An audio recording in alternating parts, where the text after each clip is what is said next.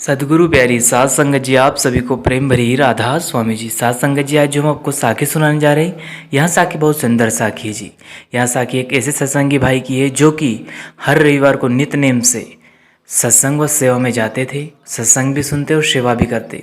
लेकिन देखिए, एक समय ऐसा आया कि काल ने उनके सत्संग और सेवा में जाने से मना करवा दिया और ऐसी चाल चली कि मन बगावत पे आ गया और सेवा व सत्संग से दूर कर दिया। देखिए किस प्रकार से जब हम निरंतर सत्संग व सेवा में जाते हैं, संतों के समागम में जाते हैं, तो काल अपनी एक चाल चलता है जिसमें हमारा मन उलझ कर रह जाता है और हमें सत्संग, सेवा व दर्शन से दूर करता जाता है। तो इसी तरह से उस सत्संगी भाई के साथ भी हुआ। लेकिन देखिए, जिस पर दया हो कुल मालिक की, तो काल भी उसका क्या बिगाड़ सकता है। कुछ ऐसा ही उस भाई के साथ हुआ और अंत में ज़रूर सुनिएगा किस प्रकार से उस भाई की संभाल बाबा जी ने की और उसे सत्संग में ले आए। तो चलिए हम चलते अपनी साखी की ओर। यह सब हमारे साथ भी होता है, लेकिन हमें यहाँ साखी सुनने के बाद पता चलेगा कि कभी भी इस काल के दायरे से कभी भी हमें अंदर नहीं जाना चाहिए, बल्कि हमें संत सदगुरु की शरण लेना चाहिए ताकि हम काल में ना उलझे। तो चलिए हम चलते अपनी साखी की ओर। सत्संगी जी, यह साखी एक ऐसे सत्संगी भाई की है जो कि बड़े ही प्रेमी सत्संगी थे और कई वर्षों से वो सत्संग में जाते, सेवा करते, वो भजन सुमरन भी अच्छे से करते थे। अब देखिए, जब उनके रूहानी तरक्की में बरकत यानी कि बढ़ोतरी होने लगी तो काल घबरा गया।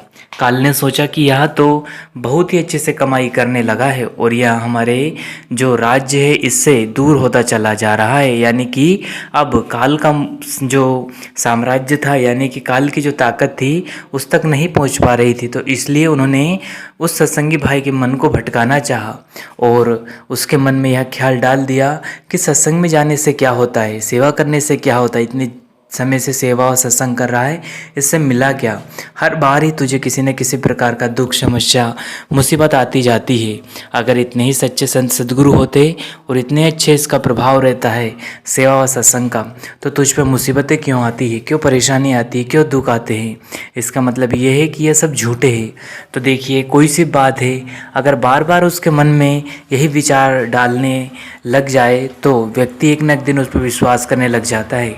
यही उसके साथ हुआ। धीरे धीरे वहाँ सत्संग व सेवा से दूर होता चला गया और वहाँ काल के दायरे में आता चला गया। सत्संगत जी, जो जो काल उस पर हावी होता गया, वहाँ भाई सत्संग व सेवा, भजन सुमरन से दूर होता चला गया। और आप जानकर हैरान रह जाओगे, उनकी अवस्था ऐसी हो गई कि वहाँ सत्संग घर की तरफ मुँह करके भी कभी नहीं देखता। कभी काम पड़ता तो सत्संग घर के सामने से निकल जाता, लेकिन सत्संग घर में कभी नहीं जाता।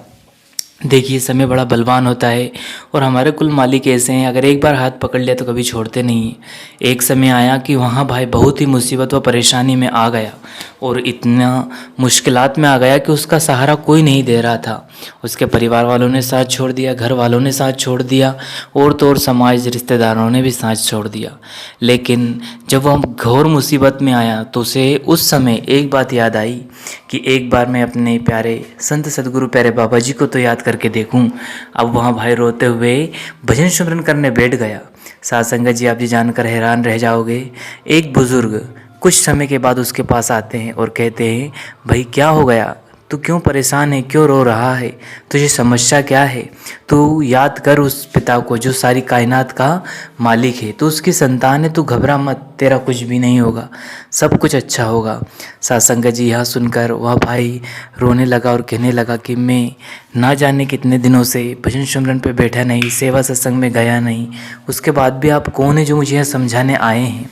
सत्संगत जी, वहाँ बुजुर्ग कहते हैं, भाई देख, संतान भूल सकती है लेकिन पिता अपनी संतान को कभी नहीं भूल सकता, इसलिए ध्यान रख, तेरी जो भी समस्या है समाधान हो जाएगी।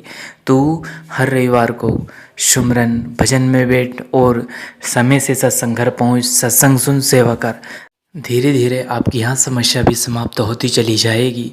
बस आपको विश्वास रखना है कि संत सदगुरु प्यारे बाबा जी हमारे लिए सब कुछ अच्छा करते हैं। और सत्संग जी आप जानकर हैरान रह जाएंगे, वहाँ भाई धीरे धीरे अब अपने आप को सत्संग व सेवा में ले जाने लगा। और आप देखते ही देखते वहाँ सुमरन भजन भी करने लगा। और एक समय ऐसा आया कि जो उसके विपरीत थे सब उसके पास आने लगे, सब उससे मिलने लगे, सब उससे प्रेम करने लगे। सत्संग जी यह होती है उस मालिक की दया, जिस पर वह मेहर कर दे वहाँ कभी भी अकेला नहीं रहता।